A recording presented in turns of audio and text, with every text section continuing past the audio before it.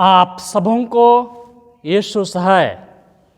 आज के ऑनलाइन रविवारी आराधना में प्रभु यीशु के मधुर नाम में मैं आप सबों का हार्दिक स्वागत करता हूँ, हार्दिक अभिनंदन करता हूँ। परमेश्वर का धन्यवाद हो कि उसने हम हरेक को आज का यह जीवन देखने का अवसर दिया है, अपनी आशीषों से हमें परिपूर्ण रखा है और हम उसके चरणों में उपस्थित होकर के उसकी आराधना कर पाते हैं।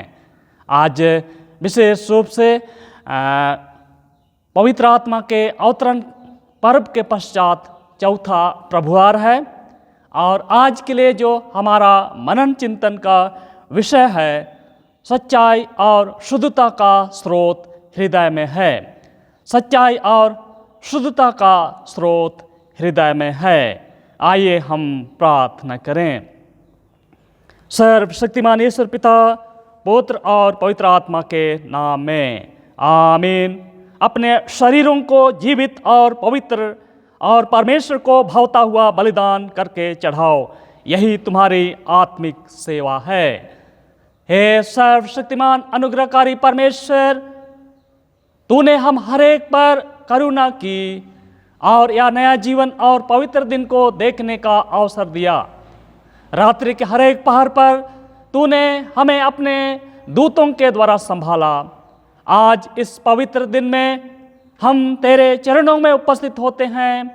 हमारे हृदय के विचारों और होठों को शुद्ध कर, ताकि तेरे पवित्र वेदी पर हमारी प्रार्थनाएं, धन्यवाद रूपी चढ़ावा, महिमा के गीत स्वीकार किए जाएं। तेरी आराधना करने के लिए वचनों को पढ़ने, सुनने और गीतों को गाने के लिए तेरा पवित्र आत्मा हमारी अगुवाई करे। और इस वक्त जितने प्रियजन इस ऑनलाइन आराधना में जुड़ चुके हैं, जुड़ने वाले हैं, सभी आशीषित हों। तेरा पवित्र आत्मा पूरी आराधना में हमारा संचालन करे। तेरा पवित्र आत्मा हम सबों को नियंत्रित करे, ताकि हम इस आराधना के माध्यम से तेरे उत्तम आशीषों को प्राप्त करें।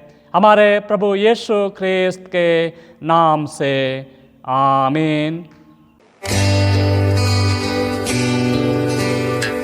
गीत संख्या 157 157।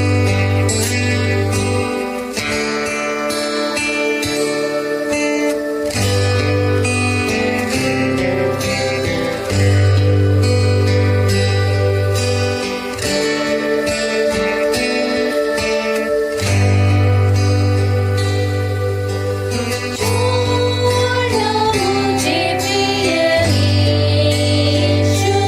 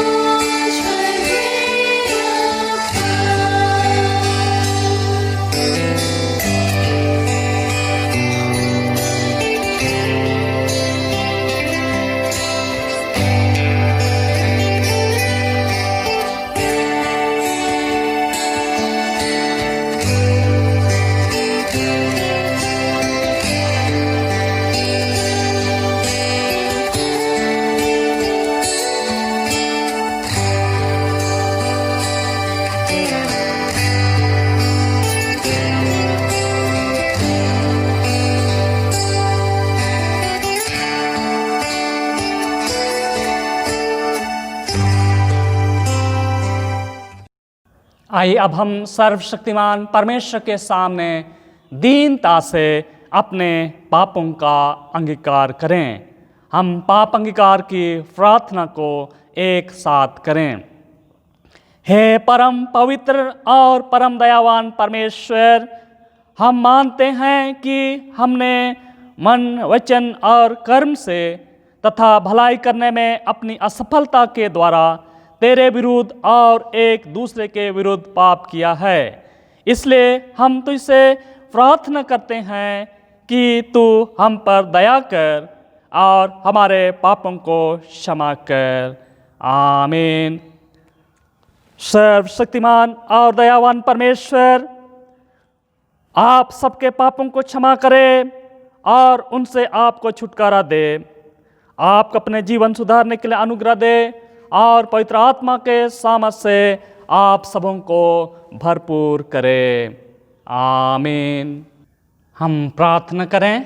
इस सप्ताह का कलेक्ट की प्रार्थना पवित्र आत्मा के अवतरण पर्व के पश्चात चौथा प्रभुवार है।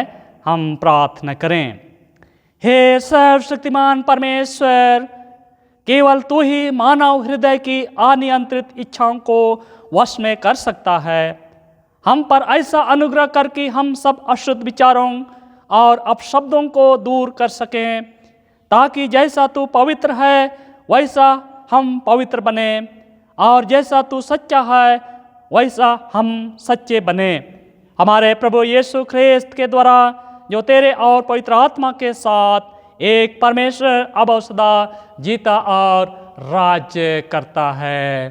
आमीन।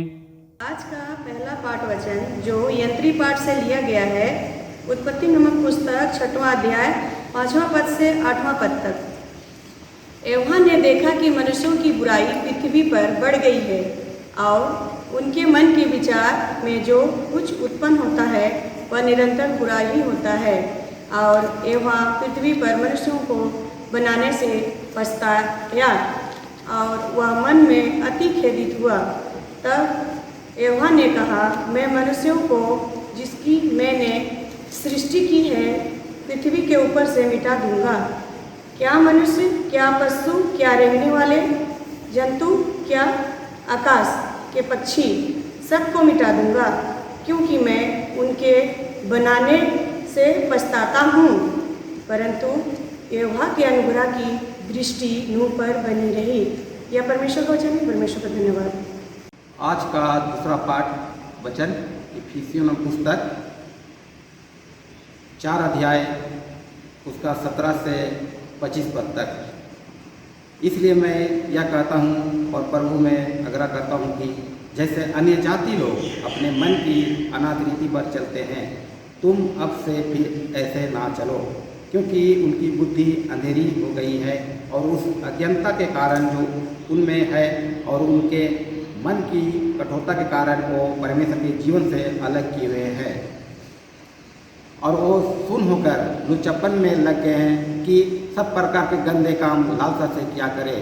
पर तुमने मसीह की ऐसी शिक्षा नहीं पाई, वरन तुमने सचमुच उसी की सुनी और जैसा यीशु में सत्य है उसी में सिखाए भी गए कि तुम पिछले चाल चलन के पुराने मनुष्यों को जो भरमाने वाली अभिलाषाओं के अनुसार भ्रष्ट होता जाता है उतार डालो और अपने मन के आत्मिक स्वभाव में नए बनते जाओ और नए मनुष्यों को पहन लो जो परमेश्वर के अनुरूपी सत्य धार्मिकता और पवित्रता में सूझा गया है। इस कारण झूठ बोलना छोड़कर हर एक अपने पड़ोसी से सच बोले, क्योंकि हम आपस में एक दूसरे के अंग हैं। यह परमेश्वर का वचन है। परमेश्वर का धन्यवाद हो। गीत संख्या 168 168।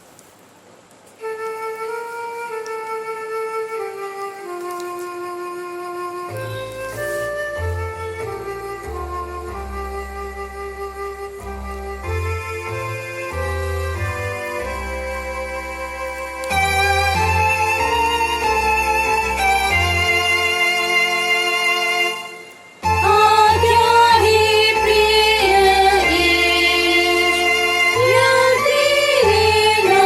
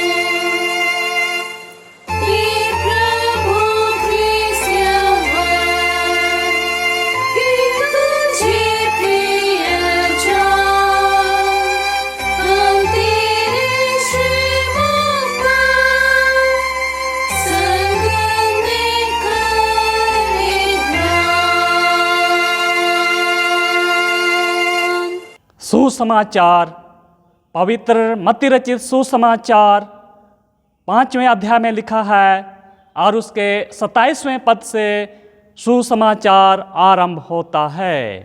हे प्रभु यीशु, तेरी महिमा हो।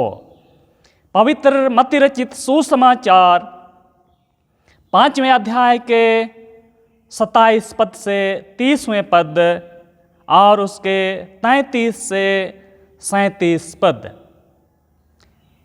यीशु ने कहा, तुम सुन चुके हो कि कहा गया था, व्यभिचार ना करना, परंतु मैं तुमसे यह कहता हूँ कि जो कोई किसी स्त्री पर कुदृष्टि डाले वह अपने मन में उससे व्यभिचार कर चुका।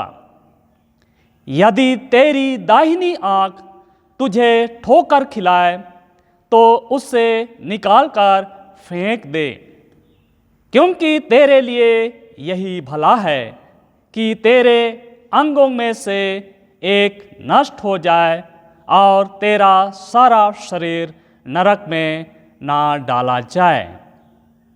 यदि तेरा दाहिना हाथ तुझे ठोकर खिलाए तो उसको काट कर फेंक दे, क्योंकि तेरे लिए यही भला है कि तेरे अंगों में से एक नष्ट हो जाए और तेरा सारा शरीर नरक में ना डाला जाए। 33 पद से, फिर तुम सुन चुके हो कि पूर्व काल के लोगों से कहा गया था, झूठी शपथ ना खाना, परंतु प्रभु के लिए अपनी शपथ को पूरी करना।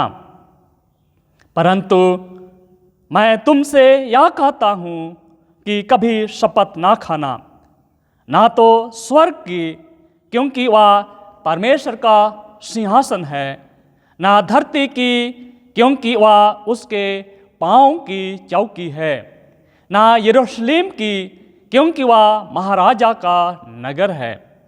अपने सिर की भी शपथ ना खाना, क्योंकि तू एक बाल को भी ना उजला ना काला कर सकता है, परंतु तुम्हारी बात हाँ की हाँ या नहीं की नहीं हो, क्योंकि जो कुछ इससे अधिक होता है वह बुराई से होता है। यह ख्रिस्त का सुसमाचार है। हे प्रभु यीशु ख्रिस्त, तेरी स्तुति हो। आइए वचन पर मनन चिंतन करने से पहले हम पवित्र आत्मा की अगुवाई के लिए प्रार्थना करें। हे परम दयालु ईश्वर, तेरा वचन हमारे पाँव के लिए दीपक और हमारे मार्ग के लिए उजियाला है, इसलिए तू अपने वचन के द्वारा हमें तो प्रकाशित कर, ताकि हमारे अंधकारमय हृदय तेरे ज्योति के अद्भुत प्रकाश से उजाला हो और हम निरंतर तेरे मार्ग में चलते हुए महिमा में प्रवेश करें। वचन पर मनन ध्यान करने के लिए तू हमारी अगुवाई कर, हर एक सुनने वालों को तू आशीष प्रदान कर, हमारे प्रभु यीशु ख्रिस्त के नाम से आमीन। फिर से आप सबों को आज के रविवारिया आराधना में स्वागत करता हूँ। आइए हम आज के वचन पर मनन चिंतन करें और आज का जो विषय है, सच्चाई और शुद्धता का स्रोत हृदय में है। सच्चाई और शुद्धता का स्रोत हृदय में है। यीशु ने कहा, धन्य हैं वे जिनके मन शुद्ध हैं, क्योंकि वे परमेश्वर को देखेंगे। धन्य हैं वे जिनके मन शुद्ध हैं, क्योंकि वे परमेश्वर को देखेंगे। ख्रिस्त में अति प्रियो, आज का यह युग आविष्कारों का युग है। एडवांस टेक्नोलॉजी से लैस होकर इंसान काफ़ी उन्नति के शिखर पर पहुंच चुका है, किंतु उसी अनुपात में नैतिकता में गिरावट आ गया है। नैतिकता का पतन हो चुका है। मनुष्य के मन हृदय में कुपित विचारों का भंडार पाया जाता है। लड़ाई झगड़े, हत्या, बलात्कार, व्यभिचार चरम सीमा पर है। मनुष्य का मन हृदय अशुद्ध और भ्रष्ट हो चुका है, जो उन्हें इन घिनौने कामों को करने के लिए उकसाता है। किंतु जब हम परमेश्वर पवित्र आत्मा की अगुवाई और सहारा मांगते हैं तो हमारे हृदयों से ऐसे कुपित इच्छाओं और विचारों का दमन होता है और ईश्वर हमें सच्चाई से परिपूर्ण एवं शुद्धता पवित्रता का हृदय प्रदान करते हैं और आशीषों से भरा हुआ जीवन हमें प्रदान करते हैं। किंतु यदि हमारे जीवन में, हमारे हृदय में सच्चाई और शुद्धता एवं पवित्रता नहीं है तो परमेश्वर की आशीष और उसकी अगुवाई भरा हाथ हमारे जीवनों से हट जाएगा। व्यवस्था विवरण की पुस्तक 23 अध्याय के 14वें वचन में हम इस प्रकार पढ़ते हैं। आप मेरे साथ निकालेंगे व्यवस्था विवरण की पुस्तक 23 अध्याय के 14वें वचन। क्योंकि तेरा परमेश्वर यहोवा तुझको बचाने और तेरे शत्रुओं को तुझसे हरवाने को तेरी छावनी के मध्य घूमता रहेगा। इसलिए तेरी छावनी पवित्र रहनी चाहिए, ऐसा ना हो कि वह तेरे मध्य से कोई अशुद्ध वस्तु देकर तुझसे फिर जाए। वचन हमें स्मरण दिलाता है कि हमारे हृदय से, हमारे जीवन से कोई भी अशुद्ध वस्तु दिखाई ना दे, अन्यथा परमेश्वर हमारे जीवन से चला जाएगा। इब्रानियों की पत्री का लेखक कहता है, इब्रानियों की पत्री 12 अध्याय का 14वां वचन, सबसे मेल मिलाप रखो और उस पवित्रता के खोजी हो जिसके बिना कोई प्रभु को कदापि ना देखेगा। ईश्वर को देखने का शर्त है कि हम अपने हृदय और विचारों को हम शुद्ध करें, पवित्र करें और पवित्रता के खोजी बने। यीशु ख्रिस्त में मेरे प्रियो, आज का सुसमाचार पाठ वचन पवित्र मत्ती रचित सुसमाचार 5वें अध्याय के 27 से 30 एवं 33 से 37 पद में हम यीशु ख्रिस्त का अपने शिष्यों से सबसे उच्च नैतिकता का मांग करते हुए हम देखते हैं। यीशु ख्रिस्त अपने शिष्यों से यही मांग करते हैं कि उनके अनुयायी एवं उनके शिष्य पवित्रता का जीवन जिएं। पहाड़ी उपदेश के इस खंड में हृदय की शुद्धता और पवित्रता को बनाए रखने के लिए प्रभु यीशु मसीह 10 आज्ञा को नए रूप में परिभाषित करते हैं, नए रूप में उसकी व्याख्या करते हैं और चेलों के सामने एक उच्च धार्मिक जीवन जीने की मांग करते हैं। और इसीलिए आज का मनन चिंतन का विषय भी है कि सच्चाई और शुद्धता का स्रोत हृदय में है। सुसमाचार के इस खंड पर मनन चिंतन करने से पहले यीशु के पहाड़ पर से कहे गए धन्य वचनों को हम सुनते हैं। पिछले रविवारों के संदेशों में हमने सुना पहाड़ी उपदेश के धन्य वचन पर, जो मत्ती रचित सुसमाचार 5वें अध्याय के 1 से 12वें पद में हम पाते हैं। इसमें 8 धन्य वचन हैं, 8 धन्य वचन हैं और उन 8 धन्य वचनों को 2 भागों में बांटा गया है। पहली भाग में जो 4 धन्य वचन हैं उसमें हम यही पाते हैं कि पहाड़ की शिखर पर यीशु के चरणों में बैठकर व्यक्तिगत संबंध परमेश्वर के साथ हमें कैसा रखना चाहिए, उसके विषय में 8 धन्य वचन में से 4 धन्य वचन हमें बताते हैं। और यीशु मसीह यही शिक्षा दे रहे हैं कि परमेश्वर पिता के साथ व्यक्तिगत संबंध कैसा होना चाहिए। द्वितीय भाग में हम पाते हैं जो 8 धन्य वचन के अंतिम 4 धन्य वचन हैं।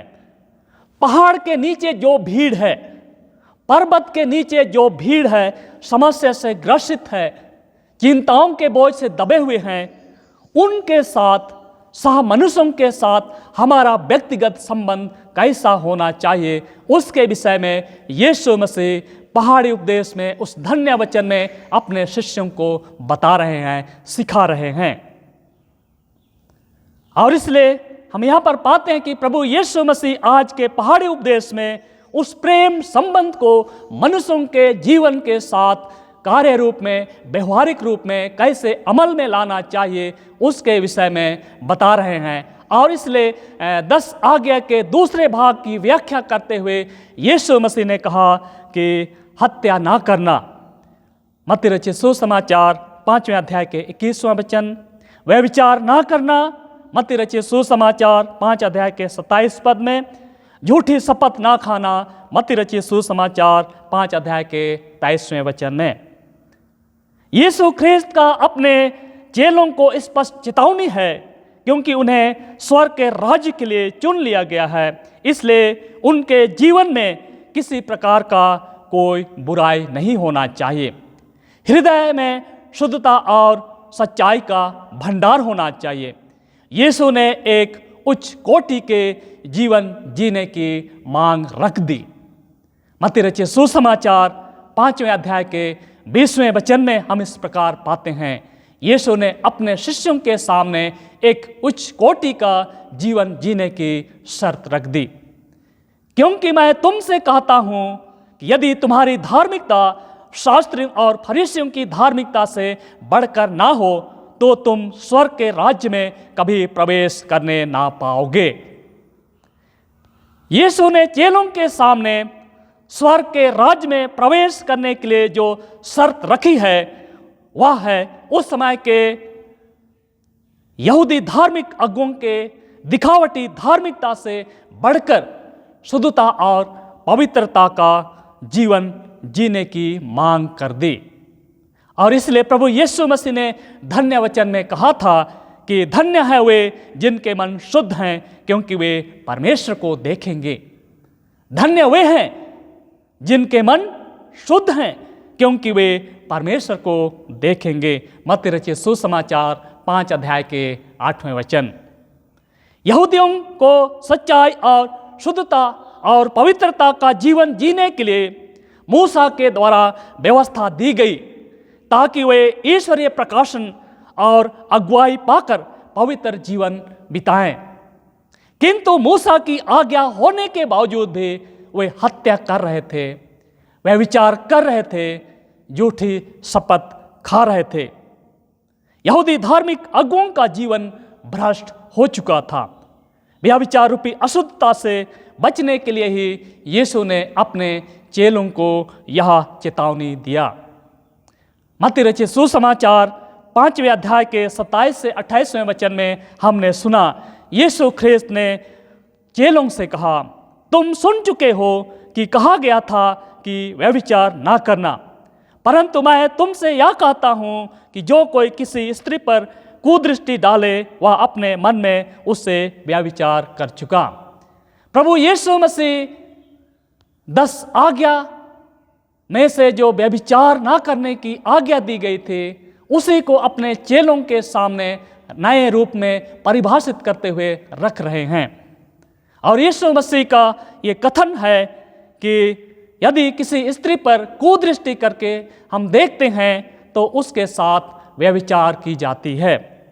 यीशु ख्रिस्त की यह शिक्षा वैवाहिक जीवन की शुद्धता को बनाए रखने के लिए चेलों को दी गई है, क्योंकि उस समय व्यभिचार के कारण ही पारिवारिक जीवन तलाक में बदल रहे थे। यीशु ने कहा, किसी स्त्री पर कुदृष्टि डाले वह अपने मन में, हृदय में उससे व्यभिचार कर चुका। ये कुदृष्टि क्या है? कुदृष्टि शारीरिक संबंध बनाने के उद्देश्य से देखना ही गुनाह है, पाप है। यद्यपि शारीरिक संबंध नहीं बनता है, लेकिन मन में या हृदय में या पाप हो चुकता है। मन या हृदय प्रभु यीशु मसीह के सामने बहुमूल्य है, और इसीलिए इस मन और हृदय को पवित्र रखना, शुद्ध बनाए रखना हमारा परम कर्तव्य है। ये मन या हृदय क्या है? मन या हृदय हमारे भीतरी मनुष्यत्व को प्रकट करता है। हृदय हमारी भावनाओं को, ख्वाहिशों को, पसंद नापसंद को प्रकट करता है। हृदय के भावनाओं के द्वारा ही जाहिर होता है कि हम अंदर से कैसे इंसान हैं, हमारा गुप्त मनुष्यत्व कैसा है। ईश्वर के सामने हमारे हृदय का महत्व बहुमूल्य है। पहला पत्रस 3 अध्याय के 4 वचन को जब हम पढ़ते हैं तो यहाँ पर हमें स्पष्ट रूप से हमारे हृदय की मूल्यता के विषय में पत्रस हमें बतलाता है। पहला पत्रस 3 अध्याय का 4 वचन, वरन तुम्हारा छिपा हुआ गुप्त मनुष्यत्व नम्रता और मन की दीनता की अविनाशी सजावट से सुसज्जित रहे, क्योंकि परमेश्वर की दृष्टि में इसका मूल्य बड़ा है। अर्थात हमारे इस हृदय का मूल्य परमेश्वर के दृष्टि में बड़ा है। हमारे इसी भीतरी मनुष्यता को यहोवा देखता है। इसी कारण भजनकार राजा दाऊद इस प्रकार प्रार्थना करता है। भजन संहिता की पुस्तक गीत संख्या 51 का 10 पद। भजन संहिता भजन संख्या 51 का 10 पद। हे यहोवा, मेरे अंदर शुद्ध मन उत्पन्न कर और मेरे भीतर स्थिर आत्मा नए सिरे से उत्पन्न कर। राजा दाऊद अपने आप के हृदय का मूल्यांकन करते हुए वह ईश्वर से प्रार्थना करता है, हे परमेश्वर, मेरे अंदर शुद्ध मन उत्पन्न कर और मेरे भीतर स्थिर आत्मा नए सिरे से उत्पन्न कर। पहला सामुएल 16 अध्याय का 7वां पद के खंड खा में हम इस प्रकार पढ़ते हैं, क्योंकि यहोवा का देखना मनुष्य का सा नहीं है। मनुष्य तो बाहर का रूप देखता है, परंतु यहोवा की दृष्टि मन पर रहती है। यहोवा की दृष्टि हमारे हृदय पर है, हमारे इस मन पर है। इसलिए यिर्मयाह नबी ने भी अपनी किताब में इस प्रकार से लिखता है। यिर्मयाह नबी की पुस्तक 17 अध्याय का 10 पद, मैं यहोवा मन की खोजता और हृदय को जांचता हूं। परमेश्वर का स्पष्ट चेतावनी है कि मैं यहोवा मन की खोजता और हृदय को जांचता हूं। परमेश्वर की दृष्टि में हृदय का महत्व अत्यधिक है, क्योंकि हृदय के द्वारा ही हमारे भविष्य का तय होता है कि हमें ईश्वरीय संगति में रहना है या ईश्वर से दूर रहना है। डॉक्टर बिली ग्रहम, जो महान सुसमाचार प्रचारक है, उसने भी जब अपने हृदय के विचारों को, अपने हृदय को झांक कर देखा तो उसने कहा, जब मैं अपने हृदय को देखता हूं तो मुझे उसमें नरक की गहराइयां दिखाई देती है। ये डॉक्टर बिली ग्रहम का ये स्टेटमेंट है। जब मैं अपने हृदय को देखता हूं तो मुझे उसमें नरक की गहराइयां ही दिखाई देती हैं। परमेश्वर ने सृष्टि रचना में जब मनुष्य को बनाया तो पवित्रता और शुद्धता की दशा में बनाया था। उसका हृदय पवित्र और निर्मल था। उसमें केवल ईश्वरीय प्रेम था एवं सच्चाई का बीज ही उसमें बोया गया था। किंतु क्या कारण है कि वह मनुष्य जो पवित्रता और शुद्धता में सृजा गया था इतना खूंखार हो गया? यह इसलिए हुआ क्योंकि मनुष्य ने अपने हृदय में शैतानी विचारों को अपने हृदय में स्वीकार कर लिया और परिणाम यह हुआ कि मनुष्य का हृदय, उसका मन बुराई से, अशुद्धता से भर गया। इसलिए तो आज के पहला पाठ वचन उत्पत्ति नामक पुस्तक 6 अध्याय का 5 और 6वें वचन में हम इस प्रकार सुन रहे थे, यहोवा ने देखा कि मनुष्यों की बुराई पृथ्वी पर बढ़ गई है और उनके मन के विचार में जो कुछ उत्पन्न होता है वह निरंतर बुरा ही होता है। और यहोवा पृथ्वी पर मनुष्य को बनाने से पछताया और वह मन में अति खेदित हुआ। मनुष्य के मन और हृदय में जो कुछ भी उत्पन्न होता है वह बुरा ही होता है। या इसलिए हुआ क्योंकि मनुष्य ने शैतानी विचारों को अपने हृदय में ग्रहण कर लिया था। प्रभु यीशु मसीह ने भी अपने शिष्यों को, अपने चेलों को यही कहा था। मत्ती रचित सुसमाचार 15 अध्याय का 19वां वचन, मत्ती रचित सुसमाचार 15 अध्याय का 19वां वचन को हम पढ़ते हैं, क्योंकि बुरे विचार, हत्या, परस्त्रीगमन, व्यभिचार, चोरी, झूठी गवाही और निंदा मन ही से निकलती है। बुरे विचार, हत्या, परस्त्रीगमन, व्यभिचार, झूठी गवाही और निंदा मन ही से निकलते हैं। अब हम क्या करें कि हमारे हृदय के अनियंत्रित इच्छाओं को, सब अशुद्ध विचारों को और अपशब्दों को दूर कर सकें और शुद्धता और पवित्रता का जीवन जी सकें? हम क्या करें? इसके लिए हम देखते हैं, पहली बात हमें यह करना है कि हमें अपने हृदय के सभी बुरे विचारों को हमें साफ करना होगा। यदि हम चाहते हैं कि परमेश्वर हमारे हृदय को ग्रहण करे, हम स्वर्ग के नागरिक बने, तो हमें सबसे पहली बात जो हमें करना है वह है कि हमें हमारे हृदय से सभी बुरे विचारों को हमें साफ करना होगा। आज के सुसमाचार पाठ वचन मत्ती रचित सुसमाचार 5वें अध्याय के 29 से 30वें वचन में हमने सुना, यीशु ने तो कठिन सलाह दी है। आँख के द्वारा पाप होता है तो निकाल कर फेंकना है, और हाथ के द्वारा पाप होता है तो काट कर फेंक देना है। ये तो असंभव है, ये असंभव सा प्रतीत होता है। यदि हमारी दाहिनी आंख पाप करे तो हमें निकाल कर फेंकना है, और यदि हमारा दाहिना हाथ पाप करता है तो हमें काट कर फेंक देना है। यदि हम इसी तरह करते रहें, यदि हमारी बाईं आंख और हमारे बाएं हाथ भी यदि हमें पाप करने के लिए उसका है और हम पाप में गिरें और हम इससे भी काट कर फेंक दें और अपने हृदय में शुद्ध और पवित्र जीवन ना रहे, तो क्या फायदा? इसलिए प्रभु यीशु मसीह ने यह महान उद्धार का काम किया कि हमारे आंख और हमारे हाथ और हमारे पांव के द्वारा जो पाप हुए हैं उनको प्रभु यीशु मसीह ने कलवरी क्रूस पर अपने बहुमूल्य लहू बहाने के द्वारा से पाप कर दिया, ताकि हम अपने अंगों को अपने शरीर से बाहर ना फेंक सके। यह इसलिए हुआ, हम जानते हैं कि जब प्रभु यीशु मसीह पकड़वाए गए, लूका रचित सुसमाचार 22 अध्याय के 64 पद और मत्ती रचित सुसमाचार 26 अध्याय के 67 पद में हम लोग पाते हैं, तब उन्होंने उसके मुंह पर थूका और घूंसे मारे। दूसरों ने आंखें ढांप कर थप्पड़ मारा और कहा, हे मसीह, हमसे भविष्यवाणी करके कहा कि किसने तुझे मारा। सजा हमें मिलनी चाहिए, हमारे आंखों को मिलना चाहिए था, लेकिन प्रभु यीशु मसीह ने हमारे सजा के बदले अपने ऊपर इस सजा को ले लिया। हमारे आंखों को बाहर निकालना चाहिए था, लेकिन यीशु मसीह की आंखों पर पट्टी बांधा गया और उसके गाल पर थूका गया, थप्पड़ मारा गया।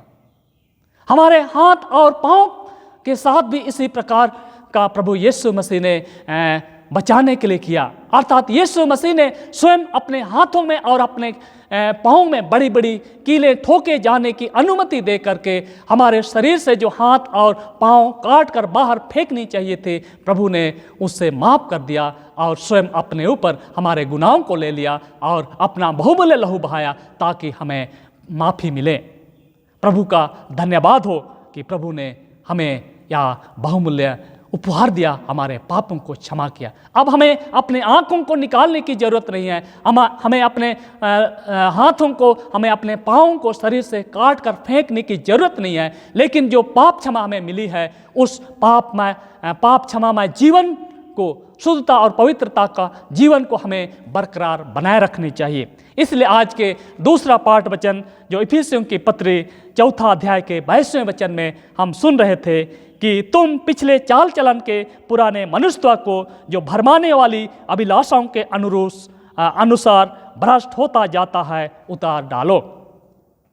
कि तुम पिछले चाल चलन के पुराने मनुष्यत्व को जो भरमाने वाली अभिलाषाओं के अनुसार भ्रष्ट होता जाता है उतार डालो। दूसरी बात जो हमें अपने हृदय को दिल को साफ करने की जरूरत है वह है कि यीशु मसीह को जो स्वयं सच्चाई और पवित्रता का स्रोत है पहन लेना है। यीशु मसीह को जो स्वयं सच्चाई और पवित्रता का स्रोत है पहन लेना है। इफिसियों की पत्री 4 अध्याय का 23 और 24वां वचन, और अपने मन के आत्मिक स्वभाव में नए बनते जाओ और नए मनुष्यत्व को पहन लो जो परमेश्वर के अनुरूप सत्य की धार्मिकता और पवित्रता में सृजा गया है। हमें यीशु मसीह को पहन लेना है, यीशु मसीह के स्वभाव को अपने में उतारना है, उन्हें पहन लेना है और उस धार्मिकता को जो प्रभु ने हमें दी है उससे पहन लेना है। जब हम यीशु मसीह को जो स्वयं सच्चाई है, यूहन्ना रचित सुसमाचार 14 अध्याय का 6वां वचन को ग्रहण कर लेते हैं तो सभी बुराइयों से हम आज़ाद होते हैं। यूहन्ना रचित सुसमाचार 8 अध्याय के 32वें पद में प्रभु यीशु मसीह ने कहा, तुम सत्य को जानोगे और सत्य तुम्हें स्वतंत्र करेगा, सभी बुराइयों से तुम्हें आज़ादी देगा। सत्य जो स्वयं प्रभु यीशु मसीह ही है उससे हमें पहन लेना है। ख्रिस्त में मेरे अति प्रियो, हम हर एक विश्वासियों का ये परम कर्तव्य है कि इस शुद्ध और पवित्र हृदय की हमें रक्षा करनी है।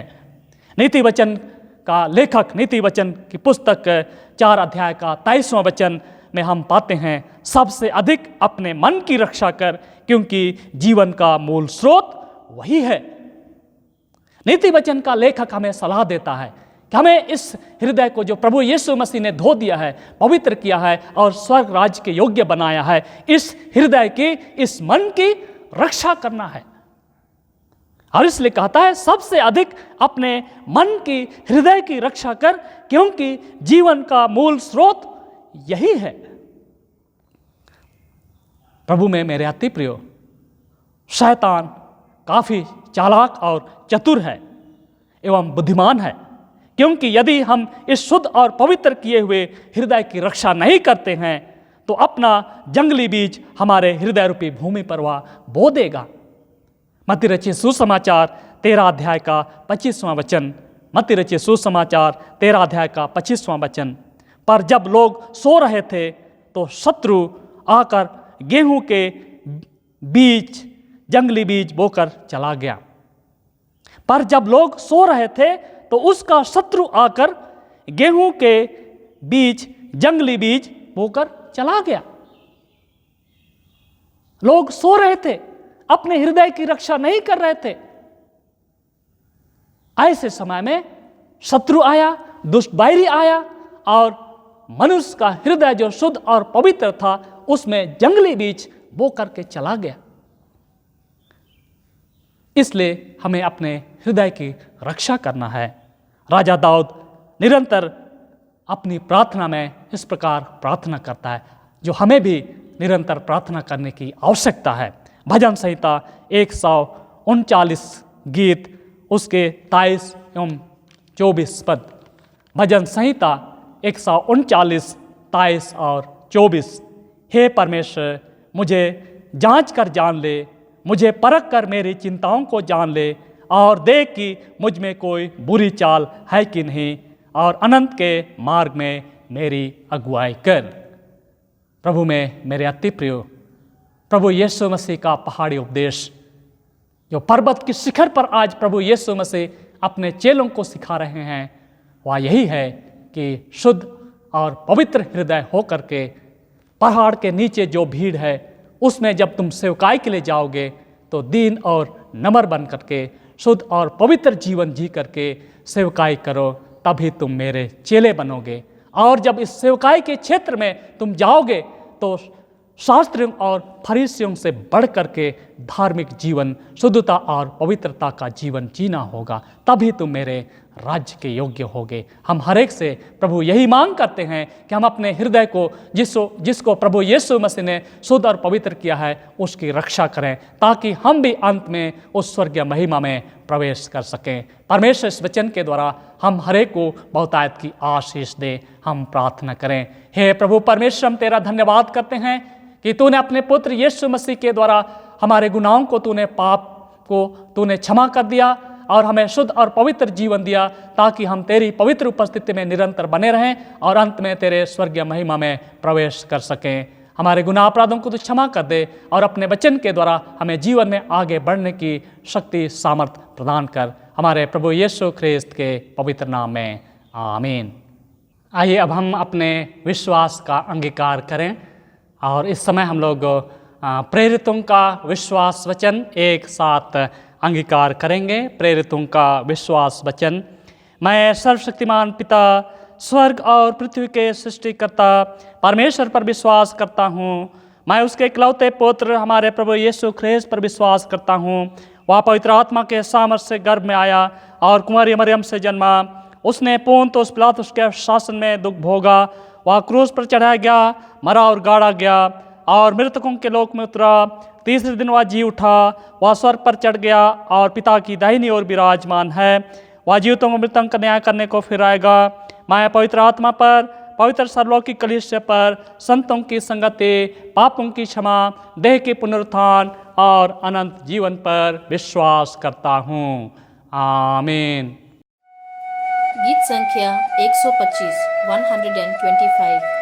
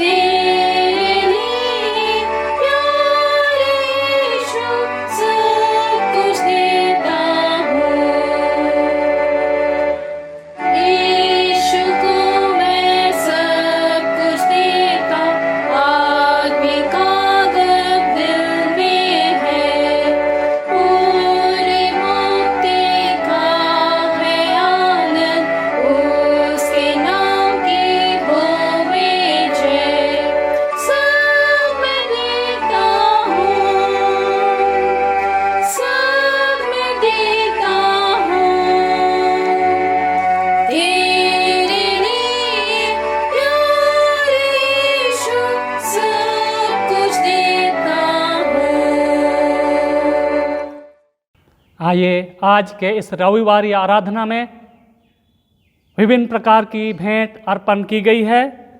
विशेष रूप से विभिन्न प्रकार के बीमारी से चंगाई के पश्चात, जन्म दिवस के पश्चात, विवाह वर्षगांठ के पश्चात जो भेंट अर्पण की गई है, और साथ ही साथ मुट्ठी दान, घड़े दान, दशमांश भेंट, पारिवारिक आराधना भेंट और भिन्न भिन्न प्रकार के विशेष दानों को अर्पण की गई है।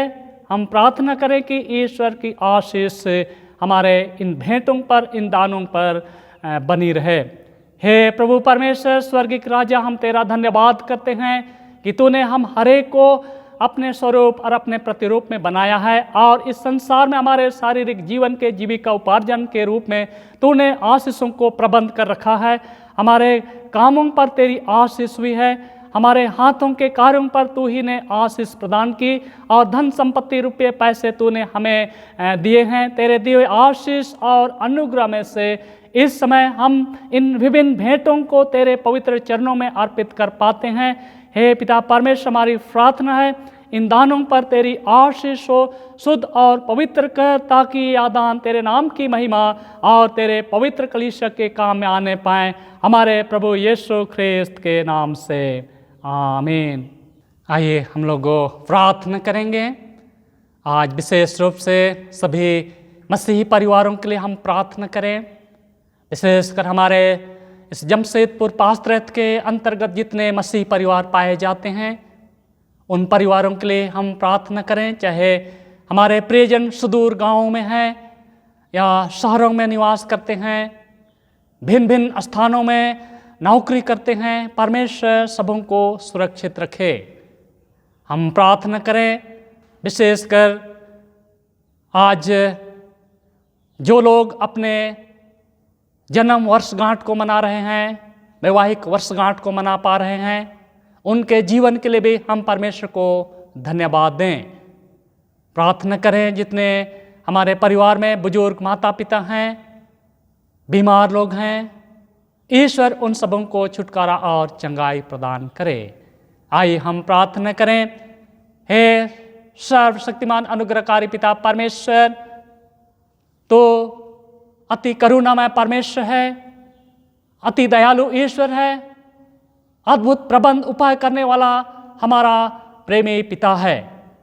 तूने इस संसार में पारिवारिक जीवन को इसलिए स्थापित किया है कि हम सभी पारिवारिक जीवन के माध्यम से तेरे अनगिनत आशीषों को हम प्राप्त करें। पारिवारिक जीवन में हम सभी जितने पाए जाते हैं, जितने बुजुर्ग अवस्था में हमारे माता पिता पाए जाते हैं, जितने बच्चे पाए जाते हैं, जवान युवती पाए जाते हैं, सभी को प्रेम के बंधन में जुड़ करके मेल मिलाप के साथ पारिवारिक जीवन निर्वाह करे। हमारी प्रार्थना है जितने बीमार लोग हैं, अस्पतालों में इलाजरत हैं, परिवारों में इलाजरत हैं, प्रभु उन पर अपनी दया की आत्मा प्रकट कर चंगाई की आत्मा भेज दे प्रभु जी, ताकि वे स्वस्थ लाभ को प्राप्त करें, चंगाई को प्राप्त करें और फिर से तेरा धन्यवाद करें। हमारी प्रार्थना है पारिवारिक जीवन में हमारे माता पिता भाई बहनें जो नौकरी करते हैं, सेवा के कामों को करते हैं, मजदूरी करते हैं, पारिवारिक जीवन की भरण पोषण के लिए परिश्रम मेहनत करते हैं, सबों को उनके कार्यों पर आशीष और बरकत दे, ताकि हे प्रभु परमेश्वर हमारे प्रियजनों के जीवन में किसी भली वस्तु की कमी घटी कभी ना होने पाए, क्योंकि तूने अपने वचन में हम हरेक से वायदा किया है कि जवान सिंहों को तो घटी होती है और वे भूखे भी रहते हैं, परंतु यहोवा के खोजियों को किसी भली वस्तु की कमी घटी कभी ना होगी। प्रार्थना करते हैं पारिवारिक जीवन में आशीष के रूप में जितने बच्चों को तूने दिए हैं, हमारे बच्चे तेरे प्रेम में, अनुग्रह में, बुद्धि में, डील डाल में उत्तरोत्तर बढ़ते जाएं, ताकि जिस उद्देश्य के तहत तूने हमारे पारिवारिक जीवन में हमारे उन बच्चों को तूने भेजा है, हमारे बच्चों के जीवन में वे अनगिनत आशीष प्राप्त हों और पारिवारिक जीवन, देश के जीवन और समाज के जीवन में उनका अहम भागीदारी होने पाएँ। हम प्रार्थना करते हैं जितने भी हमारे प्रियजन जमशेदपुर से बाहर में रहते हैं, प्रभु उन सबों की तू रक्षा रखवाली कर, चाहे नौकरी के दरमियान में, सेवा करने के दरमियान में, पढ़ाई लिखाई करने के दरमियान में, या तो भिन्न भिन्न कारणों से परिवार से दूर में हैं, प्रभु उनको भी तू सुरक्षित रखना, ताकि तेरी इच्छा और योजना हो तो हम सभी एक साथ मिल करके फिर से तेरा धन्यवाद कर सकें। हे पिता परमेश्वर, पारिवारिक जीवन की हर एक कमी घटियों को तो दूर कर दे, हर एक प्रकार की लड़ाई झगड़े को तो हमारे परिवारों से दूर कर दे, और तो अपने पवित्र दूतों को हमारे परिवारों में पहरुआ नियुक्त कर दे, ताकि तेरे दूतों संतों की संरक्षण में हम शांति का जीवन, आनंद का जीवन और आशीषित जीवन को प्राप्त कर सकें, हमारे प्रभु यीशु ख्रिस्त के द्वारा। आमीन। हम प्रार्थना करें जो लोग जन्म दिवस को मनाते हैं, वैवाहिक वर्षगांठ को मनाते हैं, उनके लिए। हे प्रभु परमेश्वर, स्वर्गीय राजा, हम तेरा धन्यवाद करते हैं कि सचमुच में तूने अपने प्रियजनों को और एक साल सुरक्षित रखा। गत वर्ष तूने अद्भुत रीति से उनकी रक्षा रखवाली की, उनके जीवन में विभिन्न आशीषों को तूने उंडेला और हमारे प्रियजन सुरक्षित पाए गए, और आज फिर से नए वर्ष में, नए जीवन में वे लोग प्रवेश कर चुके हैं। हम प्रार्थना करते हैं पिता परमेश्वर, जिस उद्देश्य के तहत तूने हमारे प्रियजनों को और एक साल दिया है, अपने जन्म दिवस को मना पाते हैं, उनके जीवन में तो अपनी इच्छाओं और योजनाओं को पूरी कर, ताकि इस नए वर्ष में वे सुरक्षित रहें, स्वस्थ रहें और उन अच्छे भले कार्यों को करें जिसके द्वारा से तेरे नाम की महिमा होती है और एक दूसरे का परम लाभ होता है। इस नए वर्ष में प्रभु उनके शारीरिक आत्मिक जीवन की तू रक्षा रखवाली कर, हर एक प्रकार के शैतानी छल बल से, हर एक प्रकार की बीमारी से, हर एक प्रकार की अनहोनी घटनाओं से, अदृश्य शत्रुओं से तू हमारे उन प्रियजनों की रक्षा रखवाली कर, ताकि इस नए वर्ष में वे तुझी में आरंभ करें अपने जीवन को और तेरे ही द्वारा से अनंत अगुवाई और मार्गदर्शन प्राप्त करें और जीवन में आगे बढ़ते जाएं। और हम विनती करते हैं विशेषकर हमारे उन प्रियजनों के लिए जो पवित्र विवाह के बंधन में जोड़े जा करके और अपने विवाहिक वर्षगांठ को मना पा रहे हैं, प्रभु उनके लिए भी हमारी प्रार्थना है। विनती करते हैं जिस प्रेम के बंधन में जोड़े गए हैं, उसी प्रेम के बंधन में जुड़े रह करके पारिवारिक जीवन का निर्माण करें और एक दूसरे का आदर सम्मान करें, एक दूसरे से बल बुद्धि प्राप्त करें, एक दूसरे से सहायता प्राप्त करें, और इस संसारिक जीवन में, इस धरतीमय जीवन में हमारे उन प्रियों का जीवन एक आदर्श परिवार के रूप में गिना जाए और उनके वैवाहिक जीवन पर तेरी उत्तम आशीष निरंतर बनी रहे, हमारे प्रभु यीशु ख्रिस्त के नाम से। आमीन।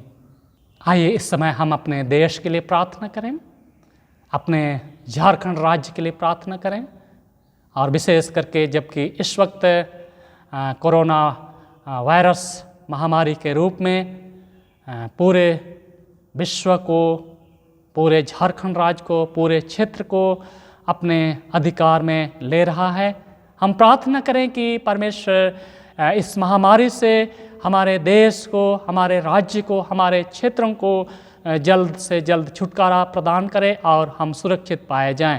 हे प्रभु परमेश्वर, स्वर्गीय राजा, जीवन और आरोग्यता का दाता तू ही है। हम विनती करते हैं पिता परमेश्वर, तेरे ही नाम में छुटकारा है, तेरे ही नाम में चंगाई है, इसलिए तेरे पवित्र नाम को स्मरण करते हुए तेरे चरणों में हम अपने जीवन को समर्पित करते हैं। हमारे भारत देश को तेरे हाथ में सौंपते हैं, हमारे झारखंड प्रदेश को तेरे हाथ में सौंपते हैं। हे प्रभु परमेश्वर, इस वक्त जबकि कोरोना महामारी पूरे विश्व को, पूरे क्षेत्र को अपनी चपेट में ले रहा है, विनती करते हैं पिता परमेश्वर, इस कोरोना महामारी के संक्रमण से जितने लोग संक्रमित हैं, उनकी सेवा करने के लिए जितने भी डॉक्टर हैं, नर्सेस हैं और मेडिकल स्टाफ हैं, सबों पर तू आशीष प्रदान कर, सबों को तू छुटकारा और चंगाई दे, सबों को तू सुरक्षित रखना पिता परमेश्वर, ताकि वे छुटकारा और चंगाई को प्राप्त करें। जो भी हमारे प्रियजन सेवा करने के लिए लगे हुए हैं, डॉक्टरगण, नर्सेस हैं, सबों को तू बचाए रखना, उन्हें भी बुद्धि और प्रवीणता प्रदान करना, ताकि वे रोगी दुखियों की सेवकाई करें और तेरे चंगाई के कार्य में अपना हाथ बटाएं।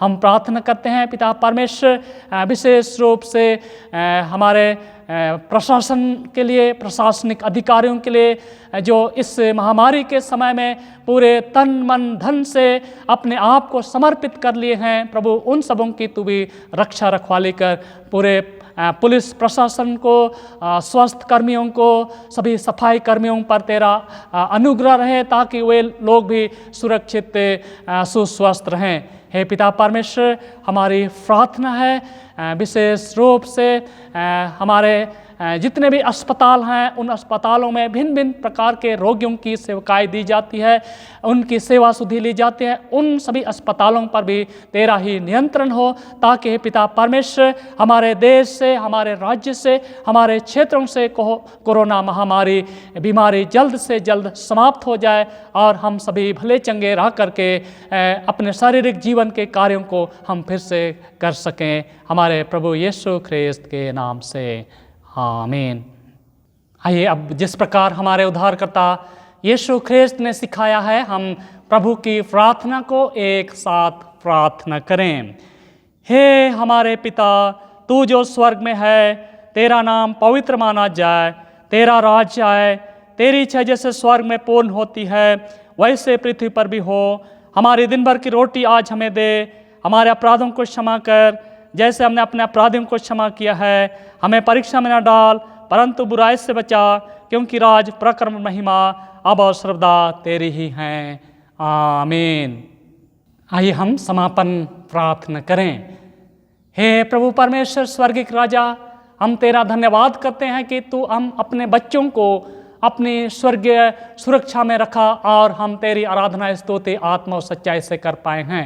सचमुच पिता परमेश्वर, आज की इस आराधना के माध्यम से तूने हम हरेक को अपने वचन के द्वारा आशीषित किया है और हम इसका अनुभव करते हैं। विनती करते हैं पिता परमेश्वर, अब जबकि हम इस आराधना को हम तेरे नाम में हम समाप्त करते हैं, हे पिता परमेश्वर, इस आराधना के दरमियान में जो कुछ भी हमारे जीवन के द्वारा भूल चूक हुई है, उन सारे भूल चूक और गुनाहों को तू क्षमा कर दे। और हे पिता परमेश्वर, जबकि हम अब इस ऑनलाइन आराधना को तेरे नाम में समाप्त करते हैं और हम अपने अपने कार्यों में, अपने अपने क्षेत्रों में हम जाएंगे, प्रभु जहाँ कहीं भी हम जाएंगे, जहाँ कहीं भी हम कार्य करेंगे, उस स्थान पर तेरा ही नियंत्रण हमारे जीवन पर रहे, तेरी सुरक्षा हम हरेक के साथ बनी रहे, ताकि आज हम सुरक्षित रहें, सुस्वस्थ रहें और तेरी महिमा के लिए हम फिर से तेरा धन्यवाद कर सकें। हे पिता परमेश्वर, फिर से हम आज की आराधना को तेरे नाम में हम समाप्त करते हुए बिनती यीशु के नाम से मांगते हैं, सुन और दया से ग्रहण कर, आमीन। गीत संख्या 170 117। तेरी स्तुति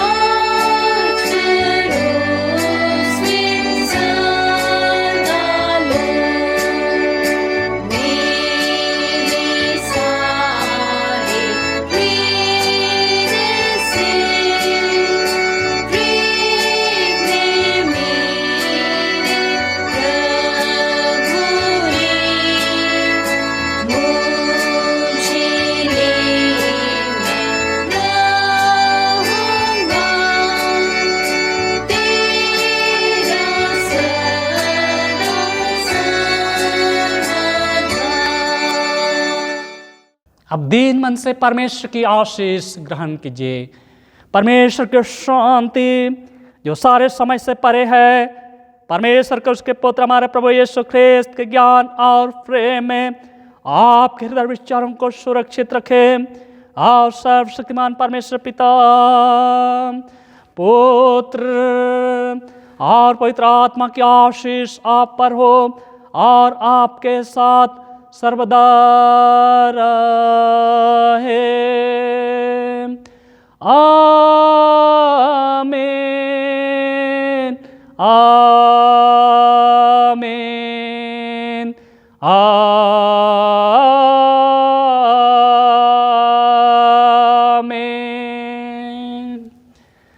फिर से आप सबों को आज के रविवारिया ऑनलाइन आराधना में संभागी होने के लिए पूरे जमशेदपुर पास्टरेट की ओर से हार्दिक धन्यवाद देता हूँ। सचमुच में ईश्वर ने आज की आराधना के माध्यम से हम हरेक को आशीषों से परिपूर्ण रखा है। परमेश्वर की आशीष सदा सर्वदा आप सबों के साथ रहे। फिर से आप सबों को यीशु सहाय।